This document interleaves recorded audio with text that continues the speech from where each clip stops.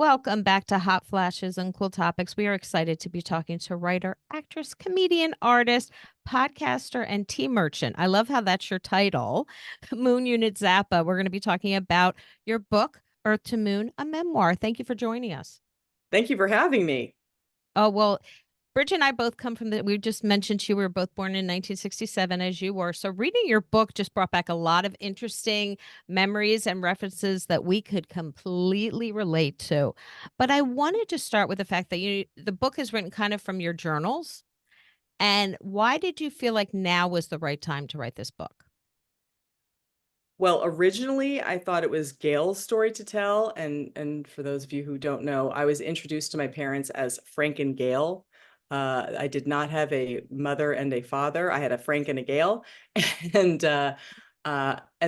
Gail was the quote adult opposite my father, and having the experiences in real time, getting all the references, the satire, the context of the times, and she was devoted to him and really loved the music. For me, he was my embarrassing father.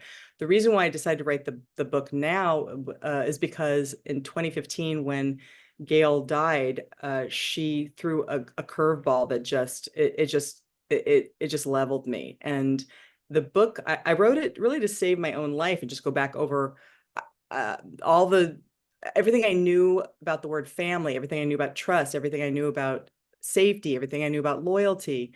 I had to rethink all of it, and so it just burned the house down. And I'm rising like a fill in the blank from the fill in the blank. So The title, not to speak in cliches. right? The title, you see the title, and if anybody is watching the video, I'm going to hold it up. The title is Earth to Moon. So when you see the title before you read the book, you're thinking, isn't that sweet? And then you read the book, and then you know what Earth to Moon means. Can you share a little bit about what that means?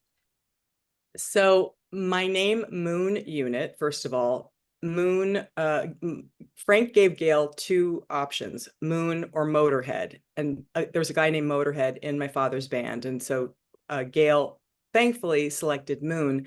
Unit is my middle name, and it's because I was the firstborn and we became a family unit. And when I was little, Gail would say that spacing out was a sign of genius. I spaced out a lot. Just figure it out for yourself. Anyway, and she would say, Earth to Moon, come in over. And that would kind of bring me out of my reverie. And then later she would weaponize it and say, Earth to Moon, the world doesn't revolve around you, because it revolved around my father and her. And so this was my way of reclaiming that that experience and just saying, this is the world from my perspective, the moon. So I love that cover. It helped me finish the book because it reminded me of The Little Prince, except it's a little girl having a little garden on the moon, and she's observing the earth from this vantage point. If we could start kind of close to the beginning when you're writing the book, it's very clear from the beginning you have somewhat of a dysfunctional, unique family. And it was sad when I would read parts where you were like, "Oh, is that what a family is? Oh, dinner is on a table, like you all get together and you sit and have dinner." And how long did it take you to realize that your family was unlike most of your friends' families? Well, obviously, before I was in school, that's just what I was exposed to. And even then, I had the feeling of, I don't like this. This doesn't feel safe. I already felt like I could wander off and nobody would notice. And when I got to school and then I would have time at other people's homes, then there was the ability to compare and contrast. I remember visiting somebody who had a dollhouse, and I just thought, you have a smaller house inside your house? Like, it was a toy that was hilarious and fascinating to me. And then and in some cases, I'd visit a friend and their houses were even weirder. And as weird as mine was, I was like, I'd prefer my weird house to the house where you are not allowed to sleep with your underpants on, and you have to hang them on the towel rack. And that was, there was one play date in particular that I cannot look at the work of Toulouse-Lautrec ever again, because there was that art. There's like that coffee table book, and so the underpants with the coffee table book is like wired and fired together in my psyche.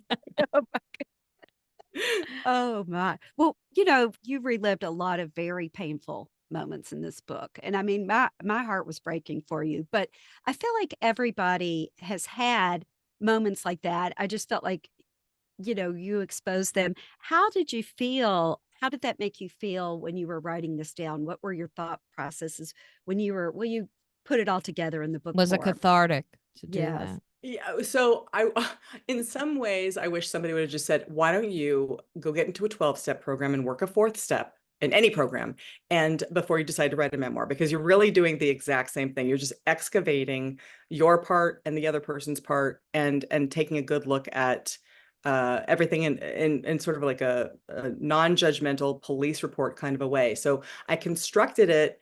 I had a really good writer friend who said press on the bruise, and so I kind of mapped it on a linear timeline, and I chose events that were still looping in my head. I was still gnawing on those events, and I was one way before the event happened and another way after the event, and so that's how I kind of found these little pockets, I guess, these little moments. And so cathartic, I I think I think I'm getting to the cathartic part. It was first important to me to just name it, and to name it as accurately as I could, so that I love the work of Brene Brown, and she talks about when you can really name something, then as accurately as possible, then some relief comes. And so sadness is different from anguish, is different from uh, I don't even know, or alone versus isolation, or these kinds of ways of getting a little bit more to the core injuries. And it's clear in the book that your relationship with your dad, you idolized him in so many ways, and you craved time with him because he was traveling so much and touring, and a musical genius, and everybody wanted to be around him. Can you share the story of, yes, we all know Valley Girl, we lived through that time, but the story of how you asked your dad to write a song with you, it's such a sweet story. Thank you. Yeah, I like you said, he was touring constantly, it seemed to me. And in a touring cycle, he might be gone for 7 to 9 months out of the whole year. And that was back before cell phones. And then when he would come home, he would work all night and sleep all day. So we had to be quiet during the day, and then he was this night owl, so he could have that silence to just to stay in that creativity zone. And when he did pay attention to you, it was the sun came out, and you felt like you were the most important person in the world. It was incredibly intoxicating. And so even at that young age, I was like, this man really loves being downstairs a lot. So I thought, okay, if I want to spend time with him, I'm going to have to work with this person. So I at 13, I wrote a note. I slid it under the studio door, and it essentially said, if you'd ever like to work together, I could do that surfer dude or valley voice that I do that you think is so funny. Contact my manager, Gail, and then I gave the home phone number. And and one night on a school night, he woke me up. He took me up on the offer.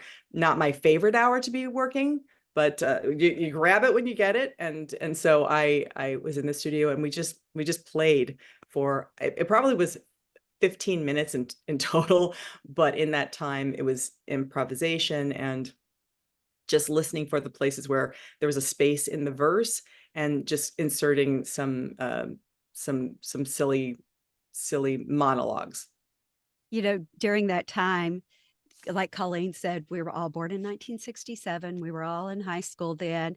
And I'm from Kentucky. Colleen's from New Jersey. I mean, in this town in Kentucky, when that came out, we thought that was the coolest thing. We'd see you on TV. We're like, she's the epitome of coolness. And to find out when you read your book that you had the same insecurities that so many of us have. I don't know. I felt like when you did that, it was almost validating that you could, it doesn't matter what your background is, that we have insecurities. And so when I'm reading and I'm like, oh my goodness, I thought she was the coolest, and she had the same, I don't like my skin, I don't like the way I look.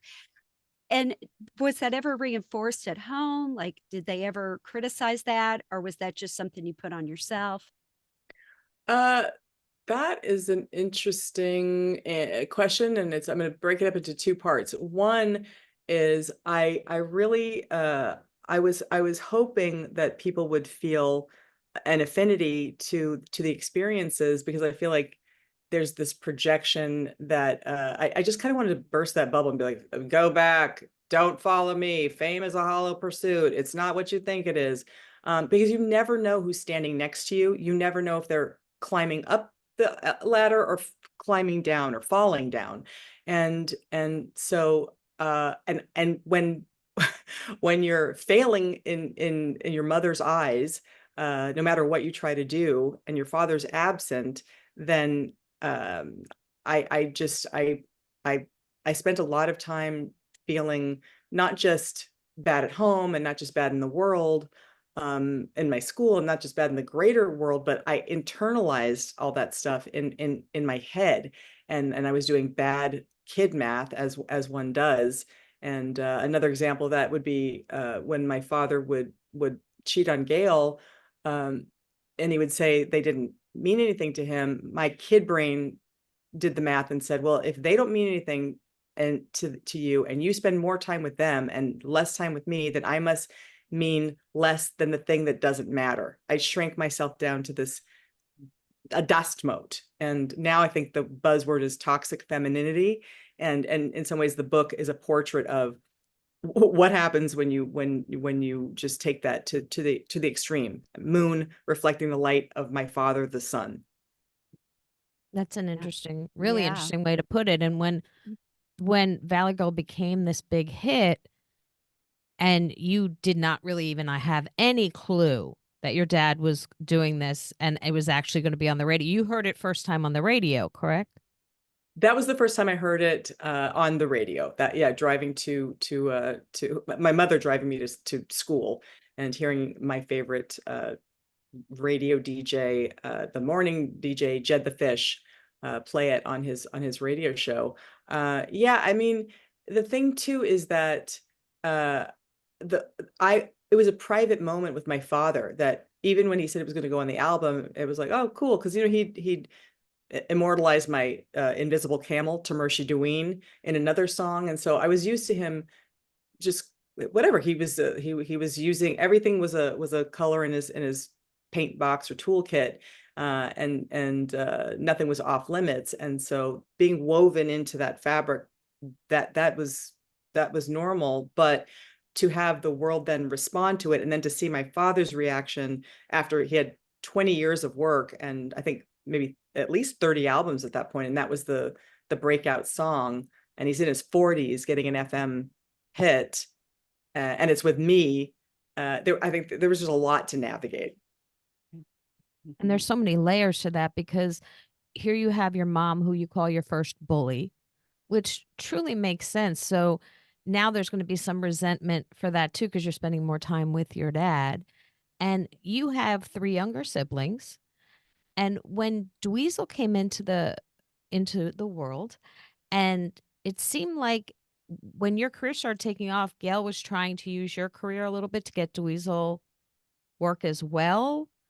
That is so complicated and so many emotional things to unpack there. How did you address that? Like, how did you even begin to write that in the book? I know it's there's a It's a lot to I hope unpack. it is, and I hope I wrote it in a funny way, because that was my goal. I wrote it in such a way that I hope for the reader to feel like they were experiencing it viscerally and sensorily, whatever the word is with the illy at the end, that they would experience it through their senses.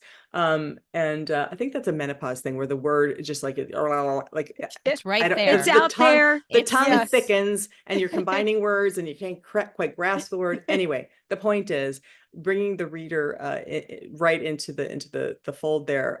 Yeah. So one of the examples I give in the book is when so the song becomes popular, some Hollywood calls, and I get an opportunity to do an episode of the TV show Chips as Hitchhiking Val. And then that paved the way for other people to say, we'd like to audition her for other stuff too.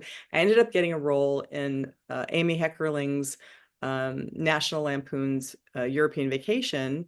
And when this is a speaking part, a character with a no, I still was American Girl. I didn't have a name. Anyway, I got to go to Italy, and when we got there, Gail insisted and put it in the contract that Dweezil had to come along, and then Dweezil got to have the room to himself, even though he was 13 and I was 15. And Gail stayed in my room with me, and it was like, I'm the person who's trying to work, and how come I'm not getting the space to have my creativity? You know how to honor someone's creativity. We do it all the time for my father. And so I was already getting the message that no matter what happens in my world, no matter how great it is, it's not to be enjoyed by you. Yeah. Yeah. You know, and the parts too, where you talk about when she wanted you to move out of the house. And you were how old then? Were you like 16? I can't even, you were pretty Well, young. yeah. So I think I might have even been younger. I don't recall my exact age, but essentially I was still getting rides to school from Gail, and she made the suggestion that I get an apartment so that I could have sex with boys. And I was in shock because it was not even something on my mind. I mean, at that time, this is when people are literally just kissing their hands still. They're just like, oh, sticking a tongue in a folded fist. And now all of a sudden I'm being told I have to get a diaphragm and begin my journey of free love also. And I was a hard pass. I was looking for turtleneck bathing suits and just like, what? I didn't want any attention on me whatsoever, not from anyone. Right. And then when you did buy a house, that whole situation, you bought a house, and then later she marches in and says, well, you have to sell your house. And Yeah, you she gave me a bill. She said it cost $200,000 to raise you, and so you have to hand over your house. And of course, now as a parent, and even then, I was just mad how she asked it. I didn't get that I could say no. I didn't. The conditioning was so strong and so embedded that it didn't occur to me that their financial problems were their financial problems. We were just trained it was all for one for all, which is why when Gail threw the curveball with her will, all the things that just seemed to line up suddenly, all of those all of those, just what was set in motion. Objects in motion tend to stay in motion. They didn't. They did a totally different thing. And the best thing I can say about it is that had things gone the way I thought they were going to go, I would have remained in the business of promoting my father instead of finding my own artistic voice. And I'm not going to give Gail the credit. I'm going to give myself the credit. I inherited her tenacity to then make a giant batch of lemonade out of the circumstances. And in some ways I had archetypes for parents, not just parents. And and so I think that again, that's what's so bizarre, is that some of those qualities were the very things that also let me dig myself out of this giant hole. Before we get to this very complicated legal situation that you had to go through, it seemed like in each chapter you were always trying, no matter what, to please your mom. It just was always, I'll do that. No worries, I'll do that. Have you figured out by either writing this book or just time and age why there was so much difficulty with your mom? Why she seemed to be harder on you than any of your other siblings? Looking back now, when we have words like neurodivergent or words with the ism attached to the end of it, I think there probably was a diagnosis there that I just didn't see. Even though I would go to see a therapist and the therapist would say, run for your life, I would say, oh no, I must be telling it wrong. I must have made myself look good. Let me tell it again and tell you what I did, which probably caused what she did. And then I'd reconstruct it, because I was always looking for how we could have harmony. It never occurred to me harmony was not possible. And so finally, by the time we get to the end of Gail's life, I really had gotten to a place, a namaste place with years of yoga, many years of therapy, all the ways that a person can heal. And I had to accept we were just not naturally compatible. And I was extremely sad about that. And I thought maybe she is too. Yeah. And So, yeah. you know, before we go through the, like Colleen said, the legal battle, you sought a lot of different things. You had a yogi. I'm not using the right word, am I? A yoga career, a yoga Yeah, but journey. your guru. That's what I'm Oh, thinking of, guru. Yes. I'm like, I know I'm not saying the right word. You went through, you know, it sounds like you were really seeking healing in different avenues. Or well, I think about it now when you're constantly being treated as though you're broken, you become a seeker. I don't know if I would be a seeker if somebody had been like, "You're awesome, keep going." I don't know. I didn't have that opportunity, and I'm having to build it from scratch without having the benefit of having it role modeled. I've patched myself together through uh, dance and watching movies and TV and seeing examples in the world and seeing friends and their families. I was a hypervigilant kid and I'm a hypervigilant adult. I'm like, what are they doing? What are they doing? And I'm also nosy. I'm super nosy. but I can see where you would Curious. be hyper vigilant. If you felt like you had to walk on eggshells all the time, then you're going to be hyper vigilant, you know. Yeah. Exactly. And I think, you know, we're like that in life, depending on who we're around. We are, you know, sometimes you're relaxed and sometimes you're hyper vigilant. But if you grew up in that home all day, you're going to be hyper vigilant. Yeah, and I think also my humor it Mhm. was another way that I survived the gallows humor of my family and that shared just I don't know we just nothing was everything was available to us, nothing was off limits in terms of being exposed to um whatever the media was at the time, comics, magazines. We had the Z channel before other people did. With Anyway, but I guess when it came to one thing again that I related to in the book so much was that when your father got very ill, he you kind of expect, because I had a similar situation where you expect this hallmark moment where all of the things that have happened in your life are just, it's all going to be okay. You're going to have an I'm sorry, or you're going to have I understand what you went through, which you thought you had with Gail.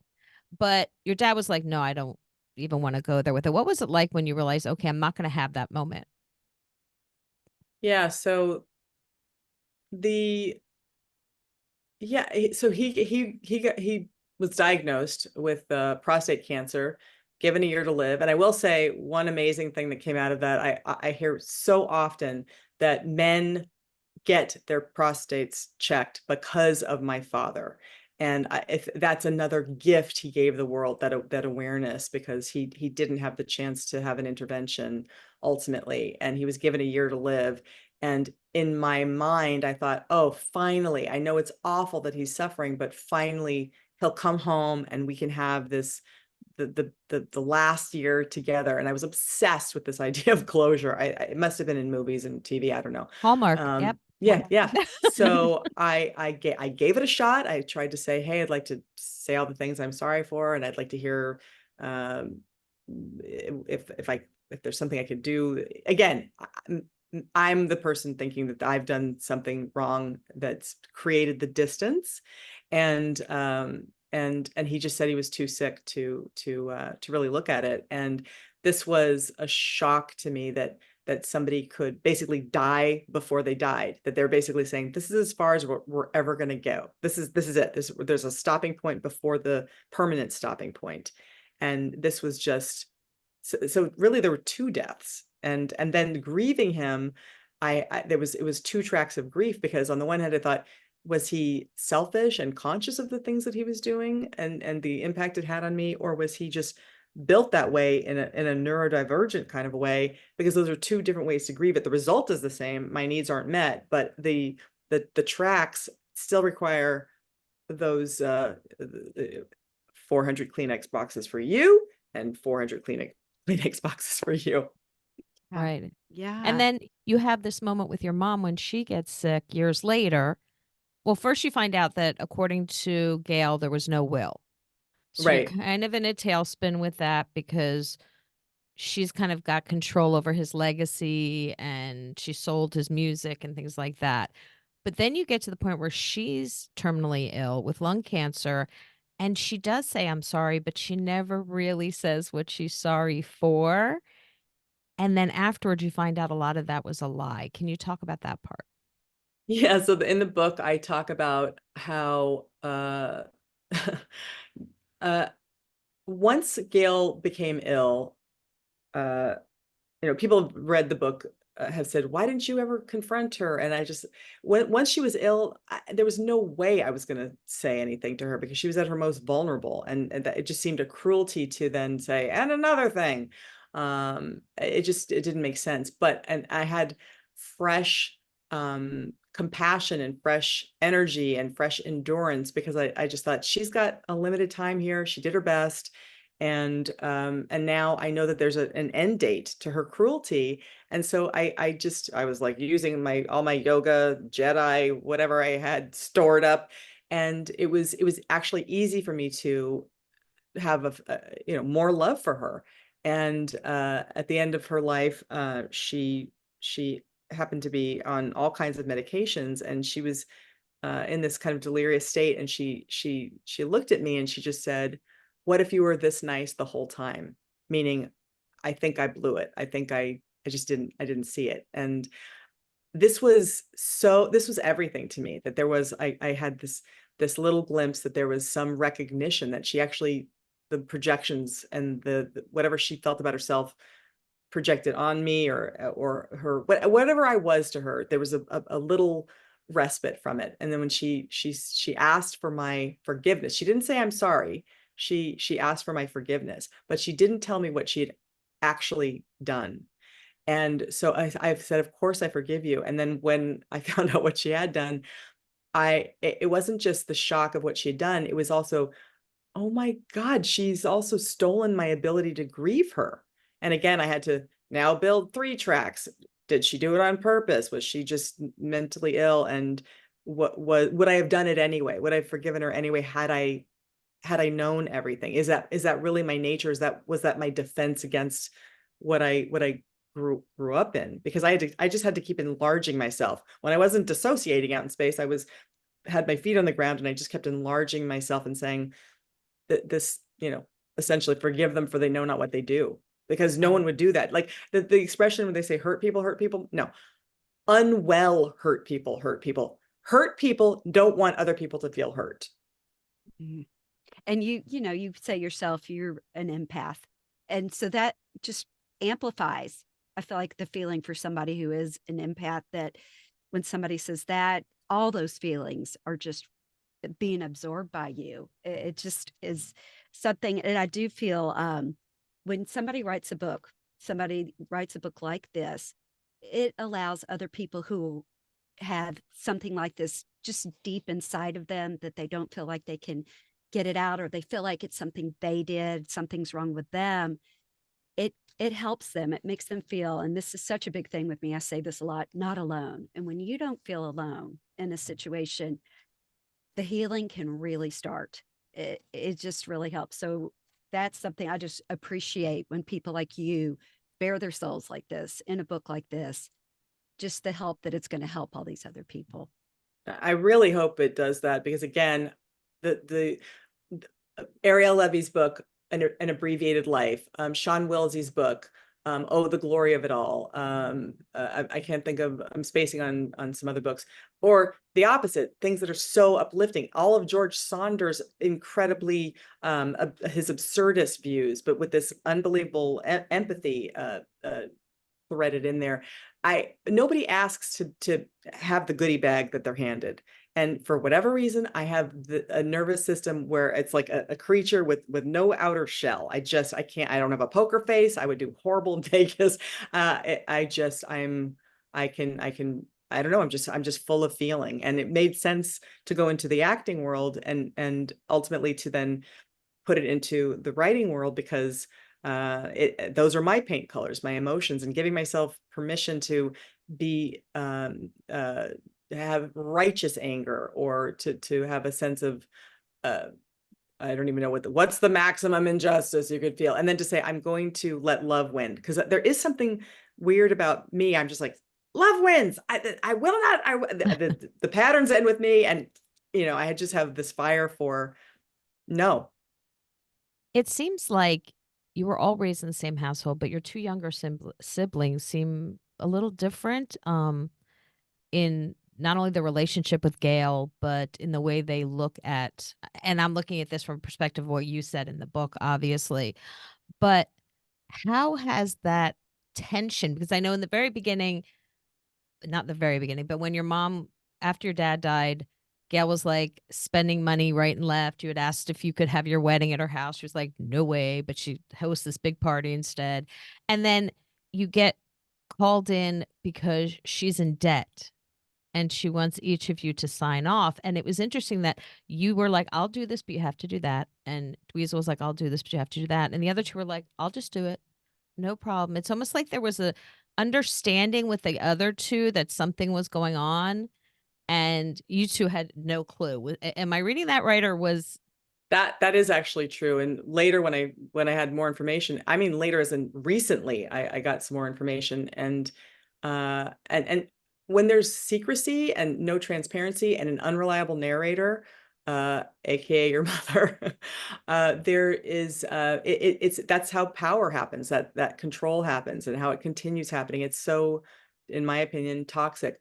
As far as my siblings go, again, the dynamic was totally different. I love Gabor Mate's work on these kinds of ideas where every kid actually gets a different parent. And because they learn something, and then they do it differently with the second kid. And then if they have any, it was easier for Gail to relate to men, because that's how she lived, in service of her own father, in service of her husband.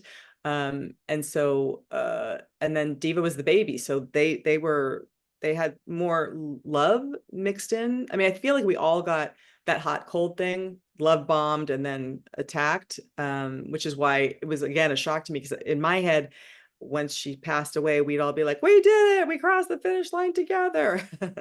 And that's I didn't understand that younger siblings don't have that shoulder to shoulder feeling. They have, oh, another person looking over me, and then they're escaping, they're defining themselves opposite everything that's come before them. And I didn't have that awareness. And so now I can see it differently than I did when I was writing the book. And again, because there's always new information coming in that I wish I would have had at the time. And yeah, the other thing I'll say about the legal situation that was confusing for me, that I was writing about in the book, that I'm, again, little by little getting even now more clarity on, is that the actions were done in the name of my father. But when Gail died, my father's will appeared. And so if you're going to do things in the name of my father, then why would you do exactly his wishes? That it just didn't track for me. So we're going to do Gail's wishes in the name of the person that we're not doing the wishes for. It just didn't make any sense to me. And by the way, what I said to Gail at that time, I said, absolutely, we'll help you out, but all of us have to have the ability to have our expression. I was literally still doing the Three Musketeers, except there were 5 of us remaining, and I really wanted all of us. Libra wanted everyone to have the same size slice. That's my husband. That's exactly how he is. And then you find out when she passes. Yeah. You find out when she passes, there was a will from your dad. She has her wishes, which leave you and Dweezil out of really your father's legacy, and that you're 20%, 20%, 30%, 30%. That, it seems like finances and technical stuff always get in the way of familial relationships. And it's really hard to navigate saying, I love you, you're my sibling. What's happening is not right. And, your sister was like, I'll give you my kidney, but I won't change this. And that was such a stark distinction in your book. How did you reconcile that with yourself? So yeah, so essentially Gail sliced the cake very, very differently than I had imagined. And it wasn't the stuff that bothered me. It was that she said, and when I pass, I wish these two well, and you two not so much. That I say these people have great ideas. I value them. I value the time I've known them. It was around the value and in summation, a shock to me, because I had made so much space for her flaws and all, and she hadn't made that space for me, flaws and all. And I didn't even know what the flaws were, and there was no chance to correct anything because there was no communication. And so there were so many things, again, to just tease out and just isolate and examine during this process. And ultimately what I've come to is, if you're going to make a will, just make it even Stevens, even if you can't stand somebody. And because the best bands that stay together that you love, split the publishing. So Yeah. it's but that's my value. That's how I do my life. And everybody has the dignity of the choices. I don't have to agree with them. But it was sad to me that we didn't learn as a family how to make room for other people, and how we were pitted against each other. And I mean, it was just commonplace to talk behind someone's back. I thought it was venting so that you could then be kind when you saw them next. It didn't occur to me that it was backstabbing. I just thought it was a mechanism for bringing the pressure down so that you could be a more sane individual. And so these kinds of patterns um, that I grew up with had acted upon myself, and then ultimately changed and reworked because of the pain of being on the receiving end of it. It certainly made me a different person. Right. You know, when I read your book too, I never felt like it was a pity party. I never got that ever through your writing. It was laying out, this is what happened, this is how I'm working through it. But I never got that feeling that you wanted us to feel sorry for you. And I think that's really an incredible talent. I don't know how you did that. I mean, it was really unique. Because I wrote the draft that was the fire and brimstone, Oh, I curse you into all of time, and time is infinite draft. I let myself have do that that. draft and that space, and the blaming and the victimizing and the thing. I did that draft, and I knew that wasn't where I wanted to go with it, because that's, again, not how I wanted. I mean, I love these people. I have shared history with them, and I wanted to. I just in my idealistic mind, I thought, well, if they understand what my experience was, then they'll understand why I was so upset about it. And then I just, in the process, like, only I need to know that. That's why I'm that upset. Oh, And that's true. and one thing that really made me laugh was I mean, I think I'm an oddball. And one of the things that I thought was really funny about me and my nature is that I had a friend who said, you should talk to my therapist. She can help you. And when I talked to the therapist, she said, I can help you. I can reparent you. I can basically be a surrogate mother. It's going to take about 3 years just to get you some footing. And I said, oh, hell no. I'm going to get 3 different therapists and try to get this thing done in a year. Yeah. And and I think this is how ladies do it. And so that's what I did. And now I feel like I'm still kind of metabolizing the giant leap. Yeah. And it's also interesting in the book that, you get married, you have a child.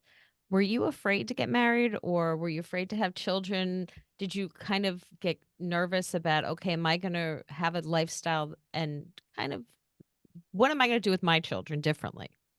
Well, first of all, in my head, I was like, well, I just want to be beholden to one person. I still wasn't equipped to understand a marriage as a real partnership. And I had no self-soothing skills. I had no understanding of how to be collaborative, because I didn't learn it. I was still living like Richard Dreyfuss in what's the alien movie called? Thank you, Oh, menopause. Close oh, Encounters. Close And he's Encounters. and he's Yeah. literally just like building a giant mound in the living room. I just thought that's how sharing went. And you just go, I'm feeling all the feelings, and now you fix it, because I already spent a lifetime fixing it for everybody else. I thought it was a pass it on fix it.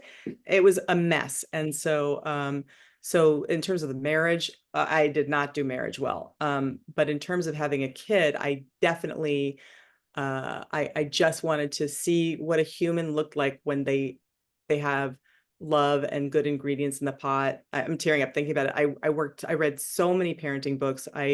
And I really love the work of Marshall Rosenberg. If anybody's a new parent or a current parent and they want to adjust something, Dan Siegel's work on how the brain, what to actually expect a brain to do. He talks about you're not even fully cooked until you're 26, and all the milestones that you can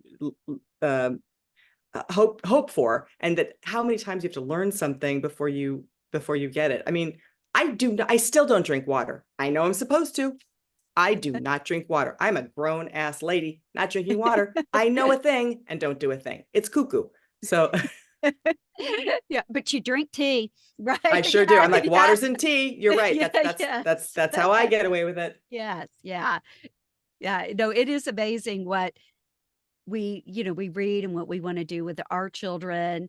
And I mean, gosh, I look back and I'm like, oh my gosh, the mistakes that I've made. What could I do to do that differently? But just to have that, my children are grown now, and just to have that relationship with them is probably the one of the most rewarding things. And I feel badly for your mother that she didn't see through to have that with you.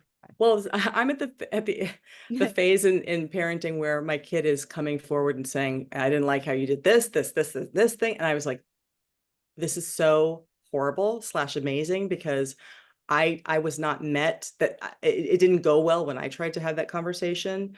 And to be able to hear the feedback and be like, you're absolutely right. I super suck at that. I super did that. And let me try to do better.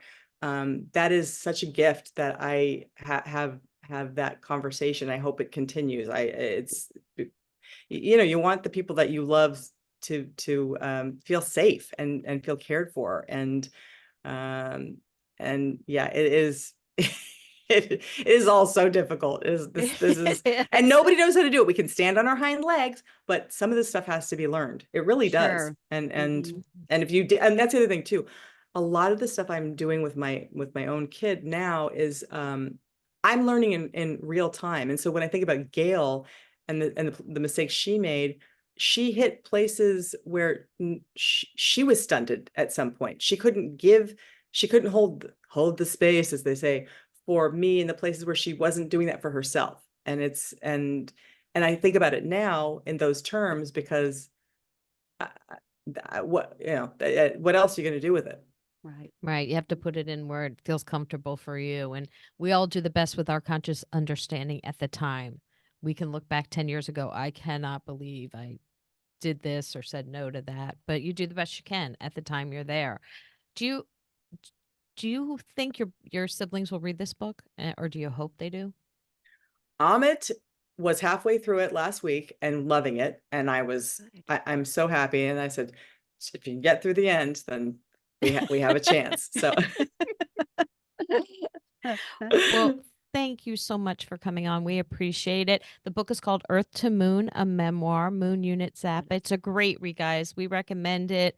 And there will be a link for it in our show notes. So thank you so much for coming on. We appreciate it. And good thank you luck. so much. Thank you so much. Thank you. Really appreciate your time.